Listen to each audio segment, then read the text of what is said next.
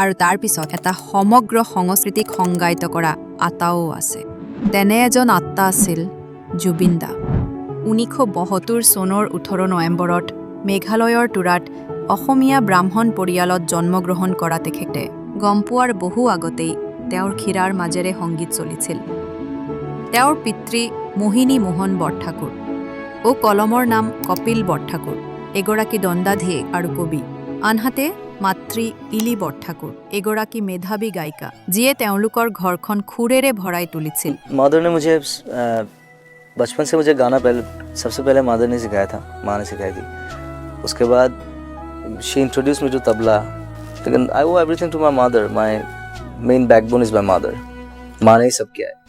কিংবদন্তি সুৰকাৰ জুবিন মেহতাৰ নামেৰে নামাকৰণ কৰা জুবিনক গাৰ্গ বুলি কোৱা হৈছিল, কাৰণ সেইটো আছিল তেওঁৰ ব্ৰাহ্মণ গোত্ৰৰ উপাধি, বংশৰ নাম।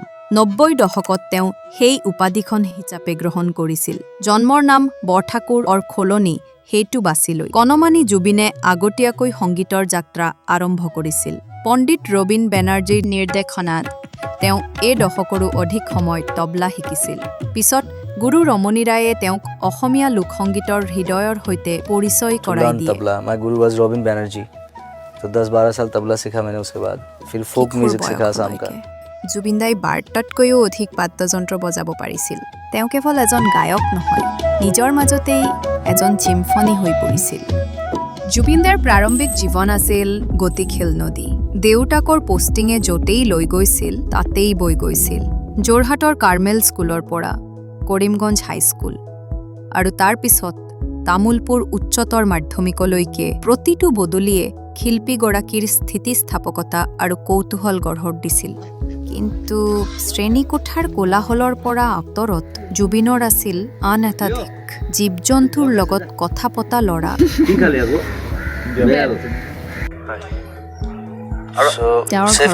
অতি সোনকালে অভয়াৰণ্যত পৰিণত হ'ল।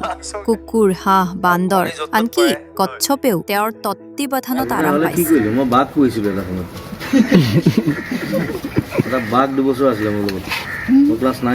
পিছলৈ যেতিয়া তেওঁ সফল হৈছিল, তেতিয়া তেওঁ সকলো কুকুৰৰ নাম ৰাখিছিল। ইকো, দিয়া, ৰেম্বো, মায়া, আনকি উদাসীন গাৰ্গ নামৰ এটা পোহনীয়া চৰাইও আছিল। তেওঁৰ বাবে সেইবোৰ পোহনীয়া জন্তু নাছিল, পৰিয়াল আছিল। মই এনেকুৱা জেগাত থাকি ভাল পাওঁ। মই কংক্ৰিট ভাল নাপাওঁ, ফ্লেট ভাল নাপাওঁ। এই কংক্ৰিট ঘৰবিলাক বেয়া পাওঁ, গুলিয়াই দিবলৈ মন যায়। তেওঁৰ মমতা ঘৰখনৰ বাহিৰলৈও গৈছিল। কাজিৰঙাস্থিত centre for wildlife rehabilitation and conservation CWRCত তেওঁ এটা গড় দত্তক লৈ পেটাৰ সৈতে কাম কৰিছিল। 2018 চনত পেটা ইণ্ডিয়াই তেওঁক হিৰো টু এনিমেল হিচাপে সন্মানিত কৰিছিল।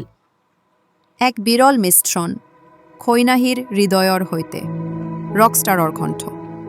মেট্ৰিক পাছ কৰি জুবিনদাই বিজ্ঞান শাখাত স্নাতক ডিগ্ৰী লাভ কৰাৰ লক্ষ্যৰে JB কলেজ, তাৰ পিছত B বৰুৱা কলেজত যোগদান কৰে। কিন্তু ভাগ্যৰ আন পৰিকল্পনা আছিল। বিজ্ঞানে সংগীতক গ্ৰহণ কৰিবলৈ ধৰিলে। তেওঁ সৰু সৰু স্থানীয় অনুষ্ঠানৰ বাবে কীবৰ্ড বজাইছিল। নিজৰ সপোনক জীয়াই ৰাখিবলৈ যথেষ্ট অভ্যাস কৰিছিল। 1992 চন যুৱ মহোৎসৱত পশ্চিমীয়া একক অভিনয়ৰ বাবে লাভ কৰা সোণৰ পদক। এদিন তেওঁৰ অধ্যক্ষই সুধিল যে সঁচাকৈ সংগীতৰ ওপৰত জীয়াই থাকিব পাৰিবানে জুবিন? তেওঁ ক'লে, য়েছ ছাৰ। আৰু তাৰ লগে লগে তেওঁ কলেজ এৰিলে। পঢ়া শুনা পৰিত্যাগ কৰিবলৈ নহয়, সুৰৰ আজীৱন শিক্ষা আৰম্ভ কৰিবলৈ। মই লাষ্টত আৰু ডিগ্ৰী ছেকেণ্ড ইয়েৰ ফিজিক্সৰ পৰীক্ষা দি আছোঁ। পেপাৰখন ফাইল থৈ পেলাই ওলাই গুচি আহিলোঁ। মই বোলো এই ডিগ্ৰীটো মোক নালাগে, এইটো বেলেগ এজন ল'ৰাৰ যোগ্য, তেওঁ পাব, মোক কোনো দৰকাৰ নাই। প্ৰিন্সিপালে মোক সুধিলে, প্ৰিন্সিপাল দেখি গ'ল কথাটো। মোক সুধিছিলে যে তই কি কৰিম বুলি ভাবিছ? কৈছোঁ মই মিউজিক কৰিম, চিনেমা কৰিম, গান গাম। কৈছে পাৰিবি? Yes, I will do it. সেই বছৰে মই I had the gold medal in youth festival in Guwahati university. মোক জোৰ জবৰদস্তি গান গাইছে দেই, মই বাহিৰত গান গাওঁ। আহিল 89 চন। অনামিকা খিৰ্কক এচেতে দোকানবোৰত খুন্দা মাৰিলে। প্ৰথমতে নীৰৱে, তাৰপিছত ধুমুহাৰ প্ৰীতিৰ সুবাসে আৰু মনৰ নিজানত দৰে ট্ৰেকবোৰ হৃদয় বিদাৰক আৰু যৌৱন গীত হৈ পৰিছিল।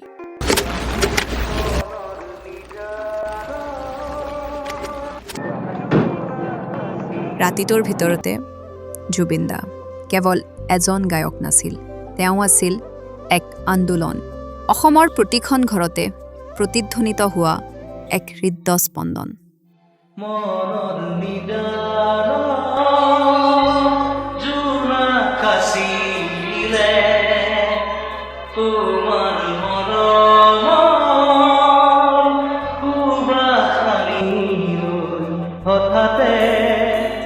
তেওঁৰ বিহু এলবাম ওজন পিৰিতি চাঞ্চল্যৰ সৃষ্টি কৰিছিল। অসমীয়া চিনেমা আৰু সংগীতে যেতিয়া সংগ্ৰাম কৰিছিল, যেতিয়া ধীৰে ধীৰে ম্লান হৈ পৰিছিল, তেতিয়া জুবিনে তেওঁলোকৰ মাজত পুনৰ প্ৰাণ উশাহ দিছিল। তেওঁ গাইছিল লোকগীত, বৰগীত, দেহবিক্ষৰ গীত, জিকিर। ट्रेडिशनल लोकगीत बोलते हैं हम लोग इसको, और ये कृष्ण भगवान के ऊपर है। उनके स्टाइल, उनके ड्रेसिंग्स, उनके अलंकार, सभी का विवरण है इसमें।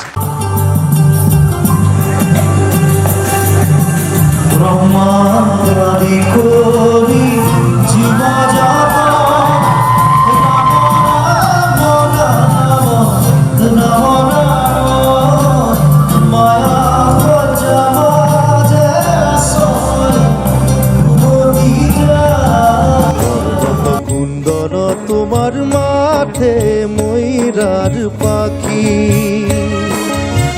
গনে গজমতি তোমার আধা ফুটা হাঁকি, কর্ণত কুণ্ডল তোমার নিজৰ মাটিৰ গন্ধ আৰু জীৱনৰ স্পন্দন। লোক আৰু আধুনিক অনায়াসেকে কৃপাৰে মিহলাইছে। ইলি আৰু মোহিনীৰ পুত্ৰ এতিয়া হৈছিল অসমৰ সন্তান। 1995 চনত জুবিন দাই মুম্বাইলৈ জাপ মাৰে। प्रथम हिंदी एल्बम चांदनी रात दिल जीत लिया। मैं जुबिन का बहुत बहुत बड़ा फैन हूँ। मस्त मौला आदमी है। लेकिन मैं कभी मैं सोचा नहीं था कि मैं बॉम्बे रहूँगा, मैं कभी इधर। And then I started thinking about it, like कि मुझे रहना चाहिए इधर। और मेरे दोस्त लोग भी बोलते थे कि तुमको रहना चाहिए इधर, काम मिलेगा तुमको।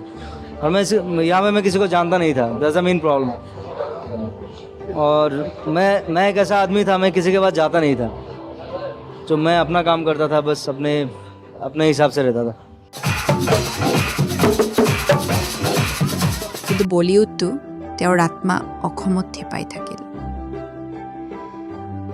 জীৱনটো আছিল আশবিবঞ্জক। 2002 চনত ট্ৰেজেডি সৃষ্টি নোহোৱালৈকে তেওঁৰ মৰমৰ ভণ্টি জংকি এগৰাকী প্ৰতিভাৱান গায়িকা আৰু অভিনেত্ৰী।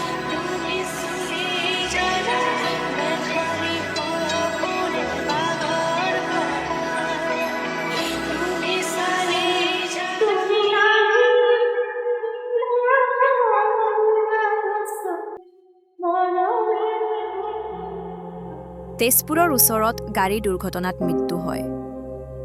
তাই ষ্টেজ শ্ব'ত এটালৈ যোৱাৰ পথত আছিল। জুবিন দা উপস্থিত হোৱাৰ এটা অনুষ্ঠান আছিল। জুবিন দাই তেওঁৰ কলিজাৰ এটি অংশ হেৰুৱাই নিজকে ছিন্ন ভিন্ন কৰি পেলালে। ৰাতিবোৰ টোপনি নোহোৱা হৈ পৰিল। বটলটো তেওঁৰ পলায়ন হৈ পৰিল। জংকিক মই নিজে প্ৰথম পঢ়ি থাকোঁতে জুবিনে মই 2 মাইল চাইছোগৈতো, হাঁহ মোৰ ভাঙি চেচ।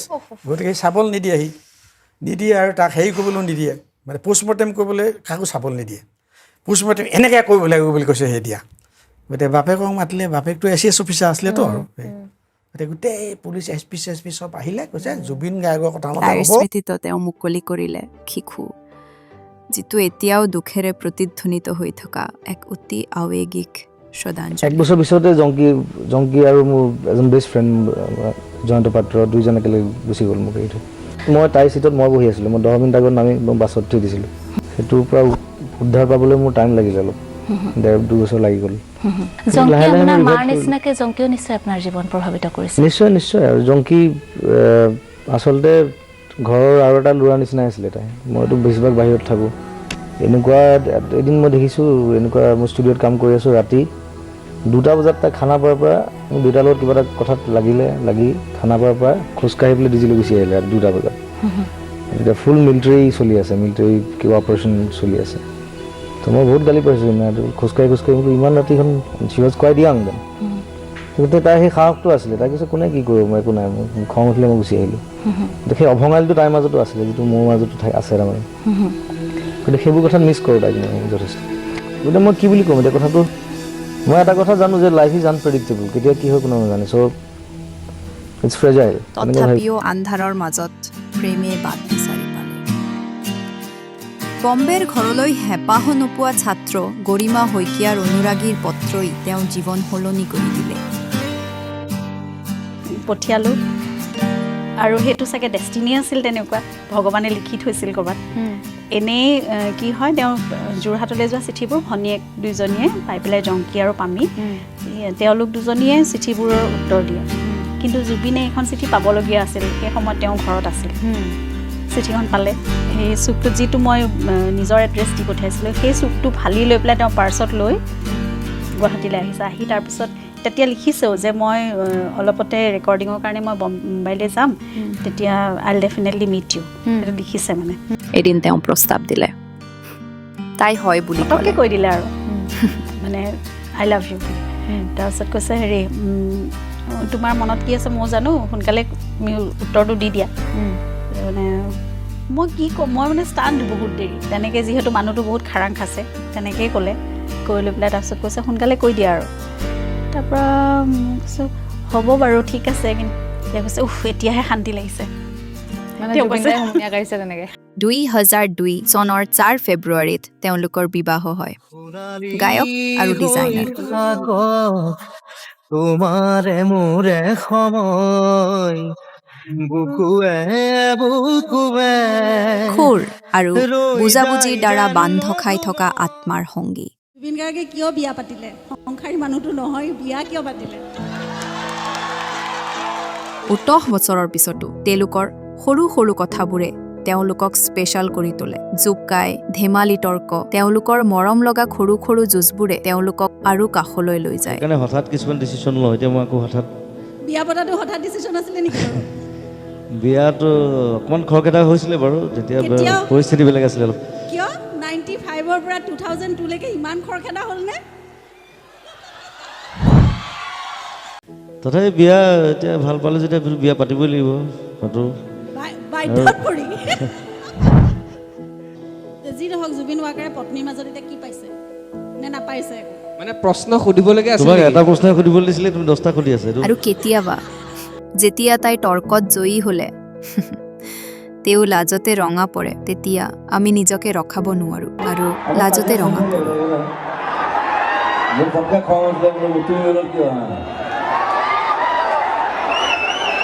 মানে মোৰ বহুত প্ৰব্লেম এটা আছে, মই য'ত ত'ত গৈ দিওঁ, য'ত মন যায় খাওঁ, যাৰ ঘৰত মন যায় সোমাই দিওঁ।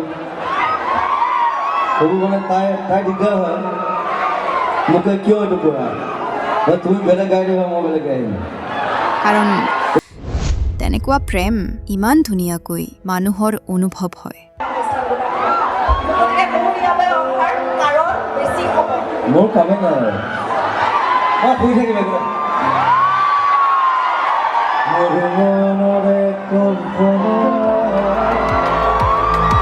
জীৱনটো আগবাঢ়ি গ'ল, বলিউডে লক্ষ্য কৰিবলৈ ধৰিলে। তেওঁ গদ্দাৰ, দিল সে,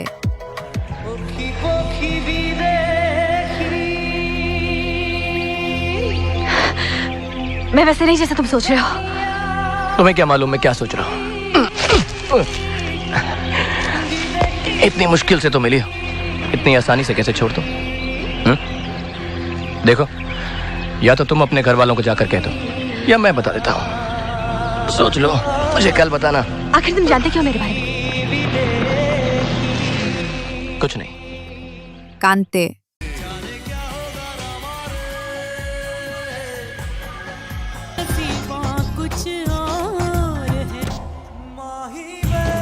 ডলি সাজাকে রাখো না,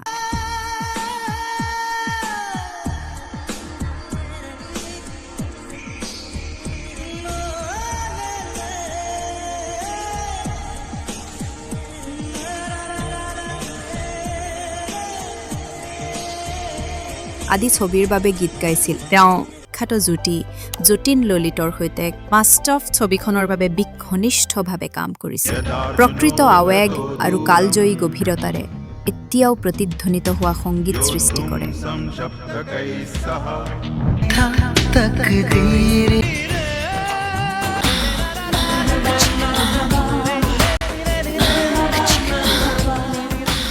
তাৰ পিছত আহিল গেংষ্টাৰৰ পৰা সৃষ্টি কৰিছিল যিয়ে দেশজুৰি ভিৰ কৰা ৰাজপথৰ পৰা নিস্তব্ধ হোষ্টেলৰ কোঠালৈকে বিয়পি পৰিছিল সকলোৱে গুণগুণাই আছিল অনুভৱ কৰিছিল হৃদয় কম্পোৱা যন্ত্ৰণা ভক্তি তেওঁৰ কণ্ঠত আত্মসমৰ্পণ ৰাতিটোৰ ভিতৰতে ইয়া আলী আৱেগৰ গীত হৈ পৰে আৰু জুবিন দা এটা পৰিঘটনা হৈ পৰে अपना जो कल्चर है उसको बेस करके हमको आगे जाना है जाने क्या चाहे मन बावरा अखियन मेरे सावन चला अखियन मेरे মই সেলিউট কৰা সিঙ্গাৰ অকল কে আছিলে বাকি মই কাকো সেলিউট নকৰো নো ইণ্ডিয়ান সিঙ্গাৰ্স কিছু কোৱা বেলেগ কিছু কোৱা ইজ লাইক গড মোৰ জেনাৰেশ্যনৰ বলিউডৰ আন এগৰাকী সুমধুৰ কণ্ঠশিল্পী কেকেৰ সৈতে তেওঁৰ বন্ধুত্ব খৰলতা আৰু আন্তৰিকতাৰ দ্বাৰা সংযুক্ত দুটা আত্মা তেওঁ বলিউডক অতি বিশৃংখল আৰু মনোভাৱেৰে ভৰা বুলি বিবেচনা কৰিছিল য'ত তেওঁ নিজকে ৰজাৰ দৰে অনুভৱ কৰিছিল সেইখন অসমক বেছি পছন্দ কৰিছিল He wanted to replace me with Shan because the song was sung by Shan, so they wanted to erase Shan's voice and they wanted me to sing it. And Shan is one of my closest friends in Bollywood, so I rejected this. I said I won't do it because we are good friends, we are close friends, and it is my morality doesn't allow me. So those things happened. Even they erased my song and replaced with some other singers. So it shouldn't happen actually. It shouldn't happen. Even Sonu Nigam said that. And I think there was a pressure from the music industries, the companies, and even the directors of the film. And I hated that. And that is one of the reasons why I left Bombay. আনকি তেওঁৰ শিখৰ ইয়া আলীৰ দৰে গীতৰ পৰা ৰাষ্ট্ৰীয় খ্যাতি লাভ কৰি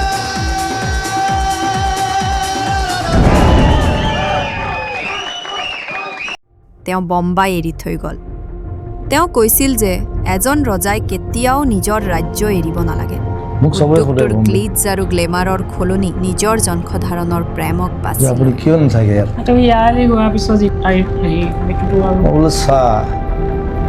A king should never leave his kingdom.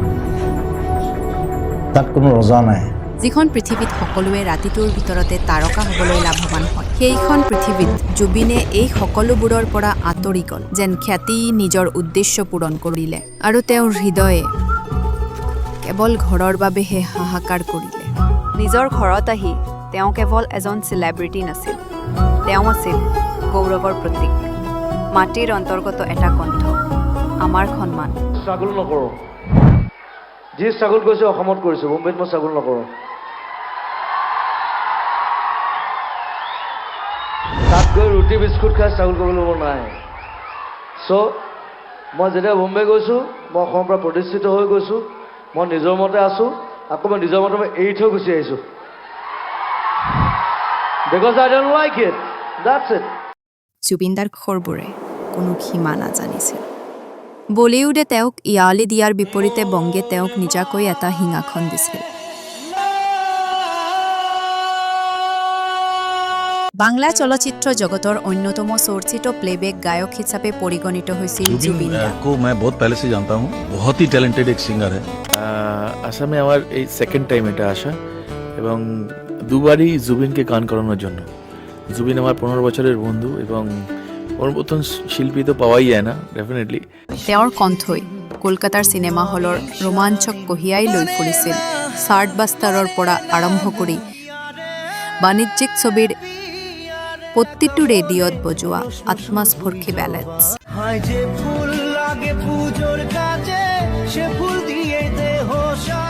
তেওঁ দেৱৰ দৰে তাৰকাৰাৰ কণ্ঠ হৈ পৰিছিল তেতিয়া এজন উদীয়মান অভিনেতা যিসকল অভিনেতা আজি বাংলা চিনেমাৰ শীৰ্ষ নামৰ ভিতৰত থিয় দিছে চোখেৰ জলে ভাসিয়ে দিলাম মনেৰ ঠিকানা আৰু তেওঁৰ মধুৰ কণ্ঠ জিত সোহাম চক্ৰৱৰ্তী আৰু বহু কেইজনক দিলে গোটেই প্ৰজন্মৰ দৰ্শকৰ বাবে জুবিন দাৰ কণ্ঠ অবিহনে তেওঁলোকৰ পৰ্দাত উপস্থিতি অসম্পূৰ্ণ আছিল আনকি তেওঁ মন আৰু শুধু তুমি আদি বাংলা ছবিৰ বাবে বলি আমি আধা বাঙালি তো মানে ছোটবেলা থেকে বাঙালি অ্যাসামিজ একসঙ্গে বড় হয়েছি তো কোনো ডিফারেন্স ফিল করিনি আমার সেম লাগে লাগাবে অলপ এইটো ৰৈ দিব লাগে ন এই সাইলেন্সটো লাগে নহয় যুৱ সংগীতজ্ঞসকলৰ সংগীতজ্ঞসকলৰ বাবে তেওঁ আছিল এজন গুৰু মেণ্টৰ মোৰ গুৰু মোৰ প্ৰেৰণা মোৰ ইনস্পিৰেশ্যন মোৰ নিচিনা বহুত ল'ৰাৰ ইনস্পিৰেশ্যন আচলতে আমি জুবিন গাৰ্গক আৰু নিজৰ মুম্বাই ঘৰখনক আখৰাৰ স্থান হিচাপে আগবঢ়োৱা আৰু তেওঁৰ ষ্টুডিঅ' চাউণ্ড এণ্ড চাইলেন্সৰ জৰিয়তে তেওঁলোকক মেণ্টৰিং কৰা জুবিন দাৰ পৰা মই বহুত বস্তু ইয়াৰ ভিতৰত আছিল উদীয়মান শিল্পীসকলৰ বাবে তেওঁলোকৰ এলবামৰ বিক্ৰী বৃদ্ধিৰ বাবে ট্ৰেক গোৱা অসমে সৃষ্টি কৰা অন্য এক সুমধুৰ কণ্ঠ পাপনে জুবিন গাৰ্গক নিজৰ ভাই বুলি গণ্য কৰিছিল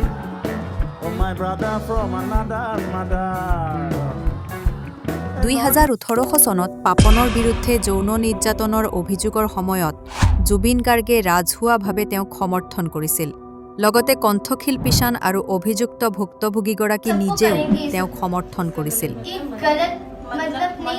দীপলিনা বাই এবাৰ কৈছিল যে তেওঁ কিংবদন্তিলৈ নাৰ্ভাছ আছিল যদিও তেওঁক অবিশ্বাসভাৱে নম্ৰ আৰু দয়ালু পাইছিল 2024 চনত জুবিনে বিশ্ৰুত শইকীয়াৰ সৈতে সহযোগিতা কৰি তেনেকৈ গীতটোৰ বাবে জামিং ছেছনত যোগদান কৰে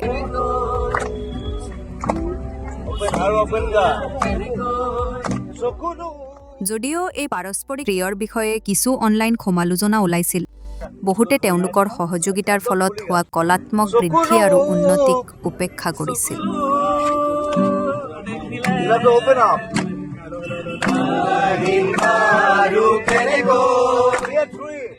দাদা শুই আছে বাহিৰত 20টা মানুহ আছে কিন্তু গেটৰ বাহিৰত কেঞ্চাৰ পেচেণ্ট আছে তাৰে 10টা কাবাৰ এডমিশন হোৱা নাই পইচা লাগে কাবাৰ কিবা বেমাৰ কিডনি ফেল কাবাৰ লিভাৰ পইচাৰ কাৰণে ৰখি আছে দাদা যেতিয়া উঠিব যা যা বুলি কৈ মানুহ উদাৰতাৰ বাবে পৰিচিত আছিল কিছুমান মনৰ ধনী মই মনৰ ধনী বুলি বিচাৰ টকাৰ ধনী নাই আনকি কেতিয়াবা আৰ্দজনৰ সংগীতজ্ঞক সহায় কৰিবলৈ নিজৰ কৰ্মচাৰীৰ পৰাও ধাৰ লৈছিল পইচাবোৰ ঘটিলে গান গালে কি কৰিলে মই বোলো ঘৰৰ পৰা ওলালো কাৰোবাৰ কেঞ্চাৰ কাৰোবাৰ ল'ৰা ছোৱালী পঢ়া খৰচ কাৰোবাৰ বানপানী উঠি গ'ল ঘৰ দি থাকা 20,000 30,000 শেষ পইচা এতিয়া 20 টকা আছে তোমাৰ ওচৰত আছে নে 1000 টকা বোলে আছে বোলো হৈ যাব তেলটো ভৰাব পাৰিলে হ'ল আৰু গধূলি কিবা এটা খাব পাৰিলে হ'ল বাকী একো নালাগে তাই মোক এদিন কৈছিলে যে জুবিন দা মই আপোনাক নেদেখাকৈ মৰি যাম নেকি বুলি কৈ দিলে মই যেতিয়া কৈছোঁ যে ভগৱানেতো চকুটো যদি লৈ গৈছে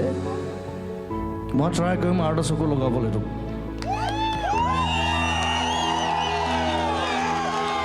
এতিয়া তাই অলপ অলপ দেখে নে অলপ অলপ তেওঁৰ পত্নী গৰিমাই এবাৰ তেওঁৰ ফোনত জিপে ইনষ্টল কৰাৰ পৰা বিৰত আছিল তেওঁ জানিছিল যে তেওঁৰ হাতত থকা সকলো বস্তু বিচাৰিলে দিব মোৰ মোবাইলটোত গুগল পেও নাই একো নাই সেই আপত্তিটোৰ কথা মই ক'ব খুজিছিলোঁ বৰ আপত্তি কৰে সেই কথাটো যে জিপে এটা নিদিলি মোক ফোন পে এটা নিদিলি তহঁতে মোক আমাক কয় তোমালোকে যে এনেকৈ টুৱাই পেলাই যে পইচাটো দিয়া মোৰ তাত এজনী ছোৱালী আমি সৰু ছোৱালী এজনী দিল্লীৰ পৰা নে বেংগলোৰৰ পৰা আহোঁতে ছোৱালীজনীক এয়াৰপৰ্টত পাইছিলোঁ তাই খেলুৱৈ আছিল সৰু ছোৱালী আপাৰ আছামত তাই কিবা এটা খেলতে কিবা দুখ পাই পেলাই হাতখন বেয়া হ'ল হৈ পেলাই এতিয়া ডক্টৰে ক'লে হাতখন কাটি দিব লাগিব হাতখন তাই কাটিব অপাৰেশ্যন কৰিব গৈছিল তাই কানি দাদাক মানে এয়াৰপৰ্টতে ক'লে তাইৰ টিকেটটো বেলেগ চিটত আছিল তাইক দাদাই আনি পেলাই এয়াৰ হোষ্টেজক কৈ পেলাই কৈছে কি মোৰ লগতে তাই মাক কৈছিল হৈ পেলাই তাই পুৰা কথাখিনি শুনি আহিছে দাদাই কলিকতাৰ পৰা গুৱাহাটীলৈ আহোঁতে আহি পেলাই কৈছে তোক যি হেল্প লাগে তই কবি তই যেন মোৰ ছোৱালী নিচিনা সৰু ছোৱালী গ'ল তাই তাৰপিছত তাই কিবা অপাৰেশ্যন হ'ব কিবা হ'ব গুৱাহাটীত আহিব চব দাদাই কিন্তু খৰচা দি আছে সেইবিলাক আমি গম পাওঁ ন সেইদিনাখন তাতে দাদাই তাইক গুৱাহাটীলৈ আনিবলৈ কাৰোবাক ক'লেও তাই অলপ চিৰিয়াছ হৈ গ'ল এইবিলাক তাইক গুৱাহাটীলৈ আনিবলৈ কেঞ্চাৰ টাইপ হৈ গ'ল মানে হাতখনত Somebody is dying there and I'm singing here. That's my life. Cancer form কৰিলে তাৰপিছত তাইক গুৱাহাটীলৈ আনিব লাগে দাদাই কৈছে ইমিডিয়েট লৈ আহ আহি থাকোঁতে ৰাস্তাত ঢুকাল তাই আৰু আমি ষ্টেজত আমি অলৰেডি চাউণ্ড ক্লিয়াৰ দাদা গান আৰম্ভ হ'ব তেতিয়াই দাদাই মেছেজটো পালে তাই ঢুকাল দাদাই ষ্টেজত উঠিয়ে হুকুকাই কান্দিছে আপোনালোকে যদি শ্ব'টো আগৰ শ্ব'টো ৰিলে কৰি চাই কোনোবা তাত যদি আছে দাদাই উঠিয়ে প্ৰথমে কান্দিছে আৰু মানুহখিনিয়ে ক'লে জুবিন গাৰ্গে মদ খাই পেলাই কানাৰ নাটক কৰিছে দশক ধৰি দাদা হৈ পৰিল এটা প্ৰজন্মৰ ভইচ তেওঁ এৰি থৈ গৈছিল অবিস্মৰণীয় গীতৰ ভঁৰাল অসমীয়া বাংলা হিন্দী আৰু অধিক হিন্দীত আত্মাস্পৰ্শী দিল তুহি বটাৰ পৰা আৰম্ভ কৰি কালজয়ী অসমীয়া ক্লাছিকলৈকে তেওঁৰ কণ্ঠই মেজাজ যুগ প্ৰজন্মক অতিক্ৰম কৰিলে অনামিকা মেঘৰঞ্জিনী আন্ধাৰ হ'ব নোৱাৰে ৰয় ৰয় বিনালে জানমণি আৰু হাঁহিলে তুমি আদি এলবামে উদীয়মান অসমৰ প্ৰাৰম্ভিক শব্দৰ সংজ্ঞা দিছিল মায়াবিনীৰ দৰে কালজয়ী হিট গান নিজৰ গভীৰতাৰে হৃদয় আকৰ্ষণ কৰিছিল পিছলৈ অনুৰাধা ৰং দিয়া মৰম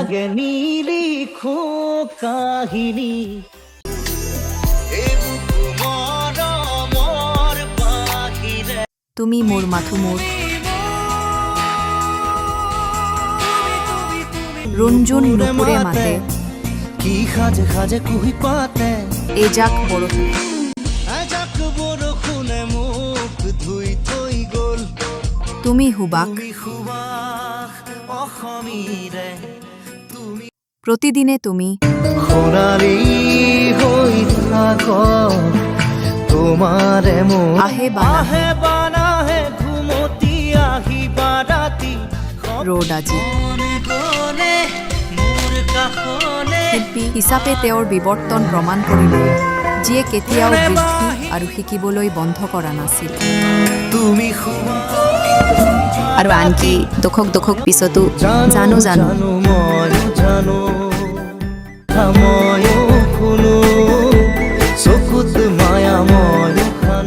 এটা কথা কোৱা না কি নাম দি মাতিম মন যায়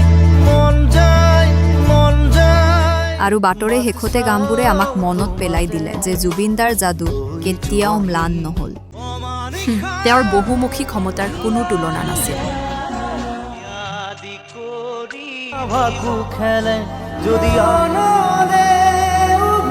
মায়া মাথো মায়া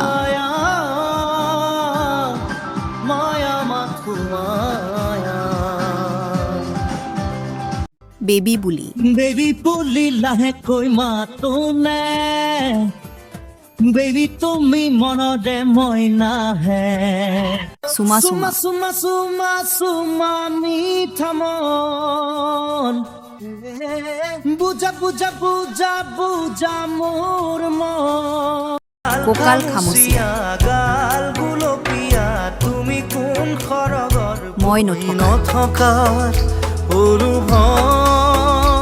প্ৰতিটো গীতে তেওঁৰ আত্মাৰ এক বেলেগ ছাঁ উন্মোচন কৰিছিল দিন জ্বলে ৰাতি জ্বলে আৰু বিহু চং বাটি ভৰাইৰ দৰে খুৰত জিলিকি উঠিছিল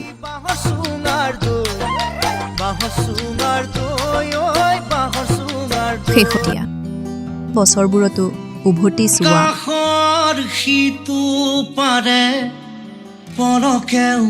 ঠিকনা সলালে কোন তুমি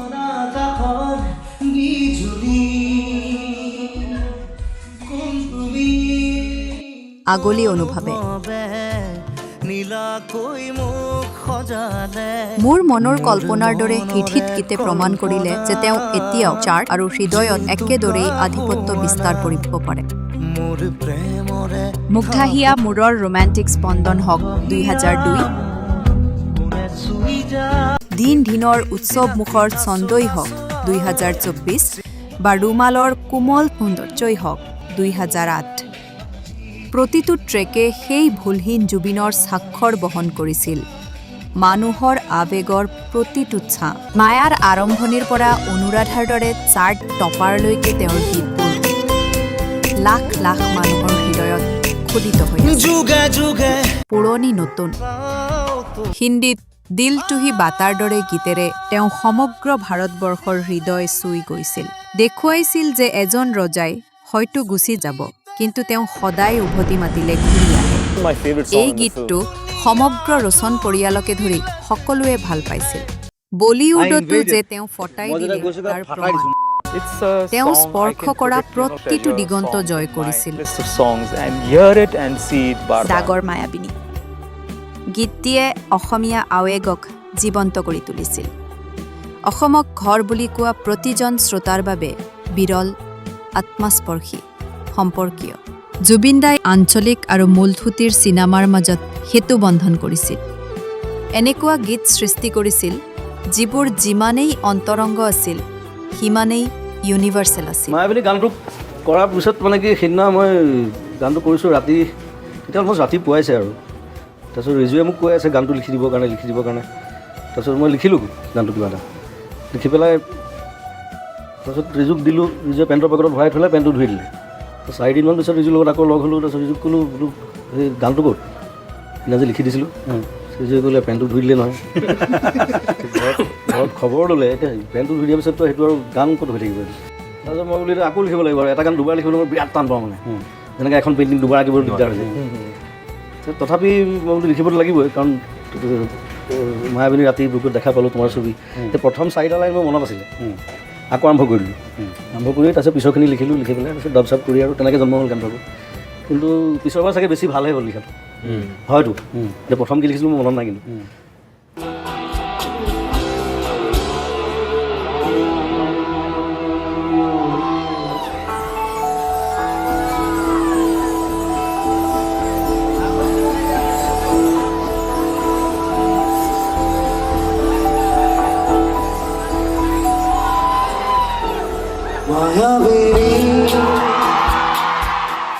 হাজাৰ হাজাৰ গীত গাই লাখ লাখ মানুহৰ হৃদয় স্পৰ্শ কৰাৰ পিছতো জুবিন গাৰ্গৰ বেছিভাগ সংগীতৰ মালিক নাছিল তেওঁৰ আটাইতকৈ ডাঙৰ হিট গীতৰ অধিকাৰ লেবেল আৰু প্ৰডাকশ্যন হাউচৰ হাতত আছিল দাদাই প্ৰায়ে মাত্ৰ এবাৰৰ মাচুলহে আদায় কৰিছিল কেতিয়াও ব্যৱসায়ৰ দৰে চিন্তা নকৰা কেৱল এজন শিল্পী 2021 চনত তেওঁ জুবিন গাৰ্গ মিউজিক LLPৰ সহ-প্ৰতিষ্ঠাপক হৈ তেওঁ কামৰ ওপৰত আংশিক নিয়ন্ত্ৰণ লাভ কৰাৰ বিপৰীতে IPRSৰ পৰা ৰয়েলটি তেওঁৰ ওচৰলৈ আৰু এতিয়া তেওঁৰ বিধৱা গৰিমালৈ বৈ যায় মায়াবিনীৰ দৰে গীতবোৰক তেওঁৰ পৰিয়ালে একাধিক লেবেলৰ পৰা উদ্ধাৰ কৰিবলগীয়া হৈছিল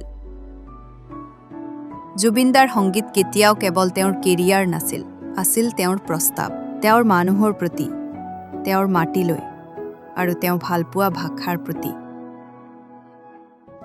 জুবিন দাই কেৱল কাহিনী গাই নাছিল ক'বলৈ ধৰিলে 2000 চনত তুমি মোৰ মাথোমৰৰ সৈতে তেওঁৰ অভিনয়ৰ অভিষেক ঘটে তাৰপিছত দিনবন্ধু মন যায় গানে কিয়ানে মিছন চাইনা আণ্ডাৰৱৰ্ল্ড কাঞ্চনজংঘা আৰু ডক্টৰ বেজবৰুৱা মন যায় ছবিখন আছিল এক টাৰ্নিং পইণ্ট সমলোকৰ ব্যাপক প্ৰশংসা অসমীয়া চিনেমাৰ এক মাষ্টাৰপিচ হিচাপে উদযাপন তাৰ আকৰ্ষণীয় কাহিনী সমাজ বাস্তৱৰ কপনি ধৰা প্ৰতিছবি আৰু জুবিনদাৰ গভীৰ শক্তিশালী অভিনয়ে দৰ্শক আৰু সমলোকক উভয়ৰ হৃদয় জয় কৰিছিল এই ভূমিকাৰ বাবে তেওঁ 56তম ৰাষ্ট্ৰীয় চলচ্চিত্ৰ বঁটাত মনোনীত হৈছিল এই মুহূৰ্ততে নিশ্চিতকৈ তেওঁক অসমৰ আটাইতকৈ বহুমুখী আৰু দুৰ্দান্ত শিল্পী হিচাপে স্থাপন কৰি দিলে থাৰ্ড এলিমেণ্টটো নাই মানে কি আছে মোৰ থাৰ্ড এলিমেণ্ট বুলিবলৈ না মই বিৰাট ধনী ঘৰৰ ল'ৰা না মোৰ চাকৰি আছে না মই বিজনেছ কৰোঁ না মোৰ বহুত নাম আছে কি ভিত্তিত তাই মোক ভাল পাব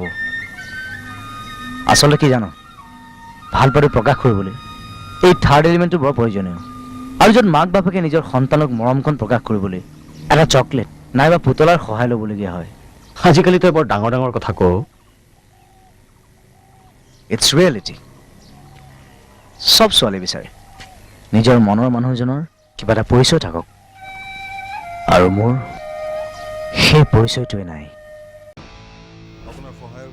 মিছন চাইনা হৈ পৰিল এক মাইলষ্টোন বক্স অফিচত 6 কোটি টকা অতিক্ৰম কৰা প্ৰথমখন অসমীয়া ছবি কাঞ্চনজংঘাই পুনৰ সেয়াই অভিলেখ ভংগ কৰিলে এই ছবিবোৰ জৰিয়তে তেওঁ কেৱল মনোৰঞ্জন কৰাই নাছিল তেওঁ এটা উদ্যোগক পুনৰুজ্জীৱিত কৰিছিল যুৱ চলচ্চিত্ৰত নিৰ্মাতাসকলক উচ্চ সপোন চাবলৈ, সাহসী হ'বলৈ, নতুন গল্প ক'বলৈ অনুপ্ৰাণিত কৰিছিল।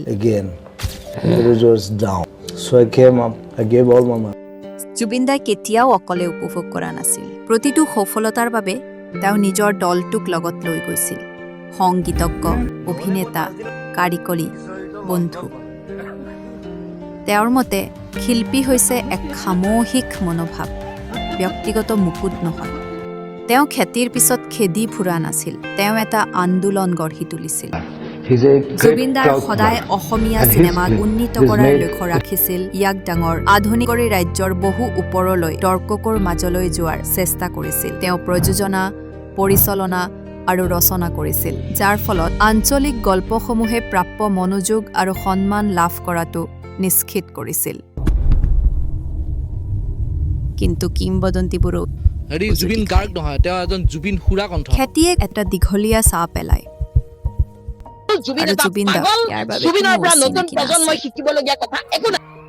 তেওঁৰ নিষ্ঠুৰ সততা কেতিয়াবা চহপক্ষৰ জগতখনৰ লগত সংঘৰ্ষ হৈছিল।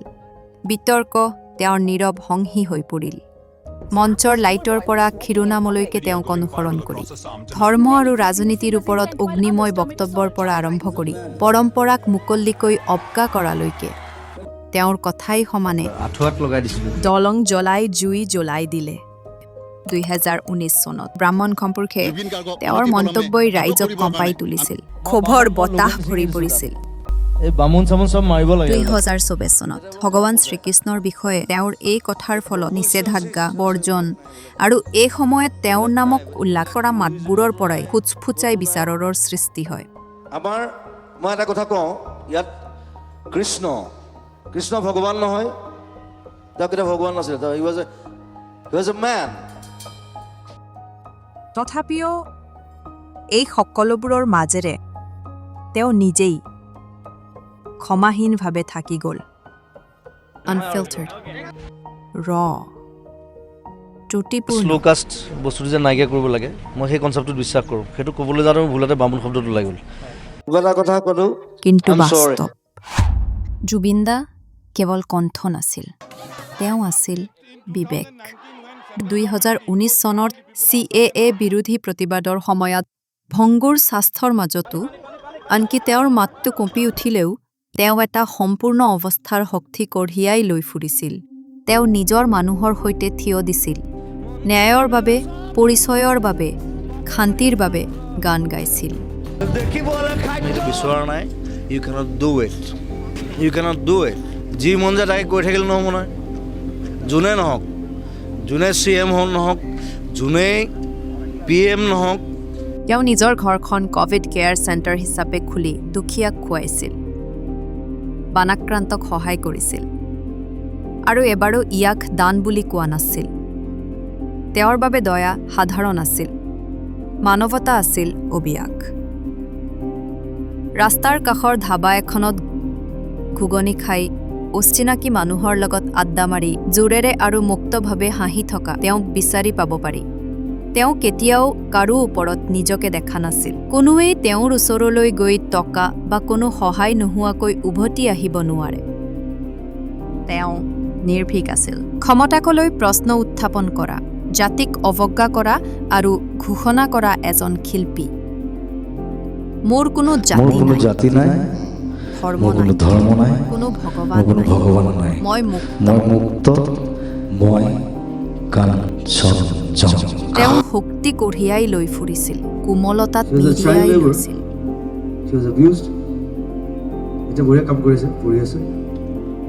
তেওঁ আনৰ দুখৰ বাবে কান্দিছিল। এবাৰ মঞ্চত উঠি ভাঙি গ'ল। ৰাতিপুৱা মৃত্যু হোৱা বন্ধুৰ মাকৰ বাবে কান্দি। সেইজনেই আছিল জুবিন দা, শিশুৰ হৃদয়ৰ সৈতে এজন যোদ্ধাৰ কণ্ঠ। কিন্তু হাঁহক ৰোখৰ চচে। জুবিন দাৰ বিহু উৎসৱত হিন্দী গীত গোৱাৰ বাবে উলফাই বাৰে বাৰে ভাবুকি দিছিল। 2013 চনত পৰেশ বৰুৱাৰ আলোচনা বিৰোধী দলে তেওঁ হিন্দী এগ্ৰেছনৰ এজেণ্ট বুলি ৰাজহুৱাভাৱে সকীয়াই দিছিল। গুৱাহাটীত ইয়া আলি পৰিৱেশন কৰাৰ পিছত আনকি কোনো সংঘৰ্ষৰ বাবে তেওঁলোক দায়ী নহ'ব বুলিও কৈছিল। কিন্তু 90ৰ দশকত একে ধৰণৰ নিষেধাজ্ঞাৰ সন্মুখীন হোৱা দায়ে অজ্ঞা কৰি থিয় দিলে। কোনো ক্ষমতাই এজন শিল্পীক নিৰ্দেশ দিব নোৱাৰে আৰু অসম চৰকাৰে তেওঁক নিৰাপত্তা দিলেও তেওঁ ভয়তে গান গাবলৈ অস্বীকাৰ কৰিলে। তেওঁ পৰিৱেশন কৰি থাকিল প্ৰতিটো ভাষাতে, প্ৰতিটো হৃদয়ৰ বাবে। পিছত 2019 চনত গুৱাহাটীত গ্ৰেনেড বিস্ফোৰণৰ পিছত জুবিন দাই পোনপটীয়াকৈ উলফাক আবেদন জনাইছিল, চেলিব্ৰিটি হিচাপে নহয়, ভাতৃ হিচাপে। হিংসা পৰিত্যাগ কৰি শিক্ষাৰ জৰিয়তে শান্তি বাছি ল'বলৈ আহ্বান জনাইছিল।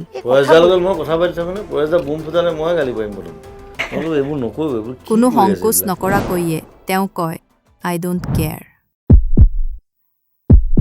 19 September 2025, ছিংগাপুৰ। খবৰটো বজ্ৰপাতৰ দৰে ভাঙি গ'ল। জুবিন গাৰ্গ আৰু নাই। চেইনজন দ্বীপৰ ওচৰত সাঁতুৰি থাকোঁতেই তেওঁ ডুব যায়, লাইফ জেকেট নোহোৱাকৈ। তেওঁক বচাবলৈ কৰা প্ৰচেষ্টা ব্যৰ্থ হয়। অসম নিথৰ হৈ পৰিল, ৰাস্তাবোৰ নিস্তব্ধ হৈ পৰিল, ৰেডিঅ'বোৰে গীতৰ মাজভাগ বন্ধ। এনেই লাগিল যেন সময়ে নিজেই আগবাঢ়ি যাবলৈ অস্বীকাৰ কৰিলে। কিন্তু প্ৰশ্ন উত্থাপন হ'বলৈ ধৰিলে, তেওঁ তাত কিয় আছিল? সুৰক্ষা কিয় আওকাণ কৰা হ'ল? তেওঁ সংগ্ৰাম কৰি থাকোঁতে তেওঁৰ চুপাখৰ মানুহবোৰ কিয় নিমাত হৈ আছিল? কোনে এই ভিডিঅ'বোৰ পোষ্ট কৰি আছিল? পত্নী গৰিমাই দিনৰ ভাগত কোনো ফোন কল পোৱা নাছিল, কাৰণ তেওঁ দিনৰ ভাগত শুই ভাল পায় আৰু ৰাতি কাম কৰি ভাল পায়। আৰু তেওঁ কোনো য়ট পাৰ্টিৰ কথা উল্লেখ কৰা নাই, কোনো ফোন নাহিল, কোনো সতৰ্কবাণী নাই, মাত্ৰ মৌনতা। If he had known, he might have told me that tomorrow these people have been planning something like this, so we will go for a yacht ride or some kind of outing. But he never told me. So I feel that he himself didn't know that there was some such kind of a plan was made. তেওঁৰ মৃতদেহ ঘৰলৈ উভতি আহোঁতে অসম ৰৈ গ'ল। সৰুচাজাই ষ্টেডিয়ামৰ অৰ্জুন ভোগেশ্বৰ বৰুৱা ক্ৰীড়া কমপ্লেক্সত তেওঁক ৰখা হৈছিল।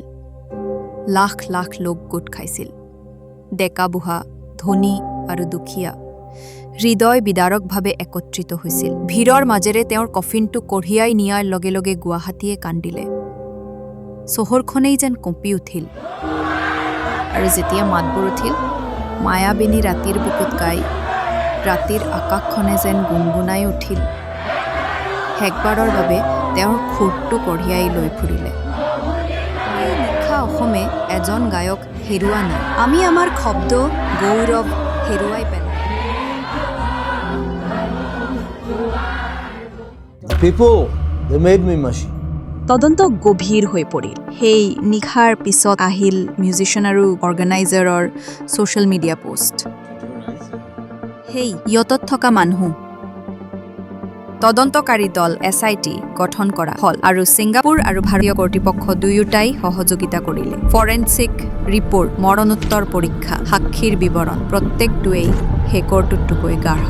তেওঁলোকে এনে এটা দৃশ্য সৃষ্টি কৰিছিল যি ভাষা কৰিবলৈ সকলোৱে থিন পাইছিল। কিছুদিনৰ ভিতৰতে তেওঁৰ মেনেজাৰ সিদ্ধাৰ্থ শৰ্মা আৰু সংগঠক শ্যামকনু মহন্তক গ্ৰেপ্তাৰ কৰা হয়। গাফিলতিৰ অভিযোগ হিচাপে আৰম্ভ হোৱা অতি সোনকালে বহুত বেছি গুৰুতৰ কিবা এটালৈ পৰিণত হ'ল, হত্যা। আৰু এতিয়াও তদন্ত অব্যাহত আছে। নতুন নতুন সাক্ষৰ উন্মেষ ঘটি থাকে। এজন সংগীতজ্ঞই আনকি তেওঁক বিভক্ত কৰা বুলিও দাবী কৰিছিল। অসমৰ জনসাধাৰণৰ বাবে এয়া আৰু কেৱল তদন্ত নাছিল, নাই আমাক মাত দিয়া এজন মানুহৰ বাবে।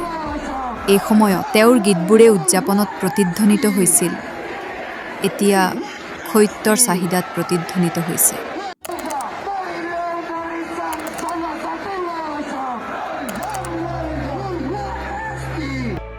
মৃত্যুৰ সীমা পাৰ হৈও জুবিন গাৰ্গ আজিও জীয়াই আছে। 38,000তকৈ অধিক গীত 40টা ভাষাত। বিষ্ণুপ্ৰিয়া মণিপুৰী, আদি, বড়ো, ডিমাচা, ইংৰাজী, গোৱালপৰীয়া, গুজৰাটী, কানাড়া, কাৰ্বি, মালয়ালম, মাৰাঠী, মিচিং, নেপালী, ভোজপুৰী, ওডিয়া, সংস্কৃত, সিন্ধি, তামিল, তেলেগু, তিৱা আৰু উৰ্দুকে ধৰি অগণন বঁটা। অনুপ্ৰাণিত এটা প্ৰজন্ম। কিন্তু তেওঁৰ প্ৰকৃত উত্তৰাধিকাৰ সংখ্যাত নহয়। তেওঁক শিকোৱা নিস্তব্ধ সাহস, জোৰেৰে জীয়াই থকা, নিৰ্ভয়ে ভালপোৱা, নিস্বাৰ্থভাৱে দিয়া। বানাক্ৰান্ত, কেঞ্চাৰ ৰোগী আৰু যুৱ সংগীতজ্ঞসকলক তেওঁৰ কালাগুৰু আৰ্টিষ্ট ফাউণ্ডেশ্যনৰ জৰিয়তে সহায় কৰিছিল। তেওঁ নিজৰ ঘৰখন হস্পিতাললৈ ৰূপান্তৰিত কৰিলে। তেওঁ কাৰণৰ বাবে গাইছিল যেতিয়া আনসকলে মৌন হৈ থাকিছিল। অসমৰ বাবে তেওঁ কেৱল এজন গায়ক নাছিল, এজন ৰকষ্টাৰ।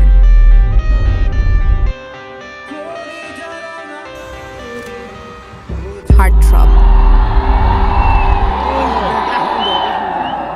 মই একদম চিধা মানুহ, মোৰ কোনো ঘেণ্টা, মই কাকো খাতিৰ নকৰোঁ। মোক জেং কৰিলে মই জেং কৰিম কিন্তু Bitterness cute because I'm a rebel. I'm a fighter. ঘৰৰ পৰা জুবিন দা কেপ কুচি কে হ'ল ইয়াৰ পিছত কি হ'ব এতিয়া? এটা খেলা হ'ব, থাকিব লাগে ব্ৰেইনত, ব্ৰেইনটো যে এইটো থাকিব লাগে। Humming king,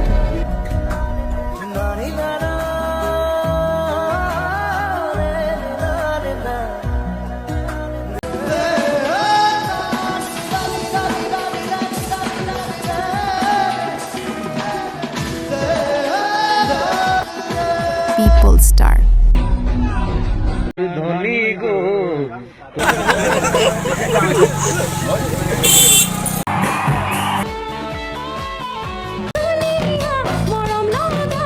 voice of Assam. Politics পৰিৱৰ্তন শব্দটো শুনিবলৈ বৰ ভাল, কিন্তু হৈছে বাল। এইটো বিজেপি চৰকাৰ হওক, কংগ্ৰেছ হওক, আই ডোণ্ট কেয়াৰ। যোনে নহওক, যোনে CM হওক নহওক, যোনেই PM নহওক, মই সদায় আছোঁ। মনত ৰাখিব, আমি নতুন প্ৰজন্ম হয়। আমি ইচ্ছা কৰিলে দেশ সলাবও পাৰোঁ, জ্বলাবও পাৰোঁ। দাদা,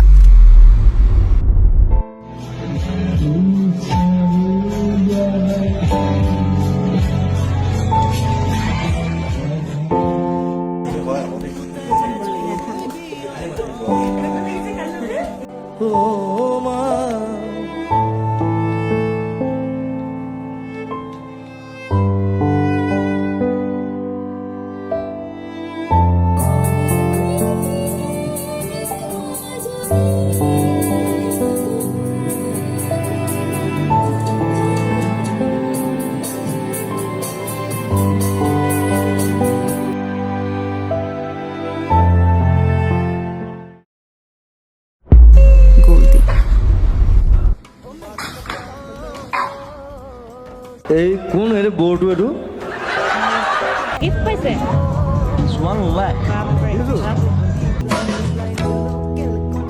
আজি মোৰ গান গাবলৈ মন নাই।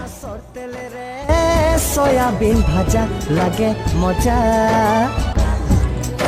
পিছত গম পালোঁ সেইটো আমাৰ শ্ৰমিকে মানে অমলেট বনাবৰ কাৰণে বাটাৰ আনি থৈছিলে।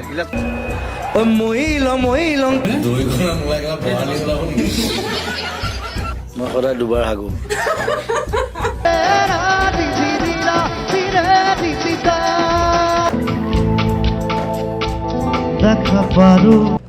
You should salute me because you are major, you are not colonel. কাটি পেলাই যে উঠাই লৈ যাব পাৰি। হয়। কা কটি এচি হওক ডিচি হওক পেণ্ট ধাক্কা আছে তো আমাৰ ভগৱান। গোবিন্দা ভগৱান বুলিব দে। আৰে মই ভগৱান নহয়, মই মানুহে। মই মৰিলে তহঁতে জ্বলাব লাগিব।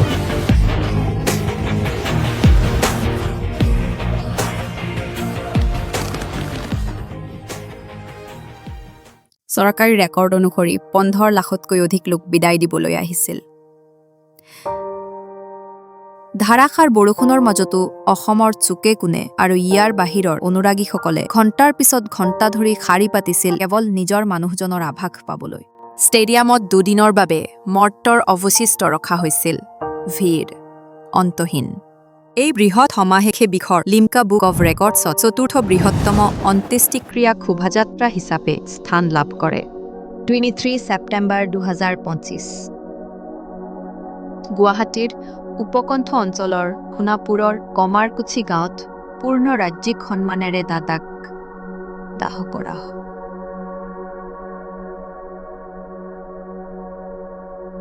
তেওঁ আমাক গৌৰৱান্বিত কৰিছে যোৱাৰ সময়ত। তেওঁৰ নাম এতিয়া ইতিহাসত লিখা আৰু লাখ লাখ মানুহৰ হৃদয়ত যিসকলে এতিয়াও বিশ্বাস কৰিব পৰা নাই যে তেওঁ নাই।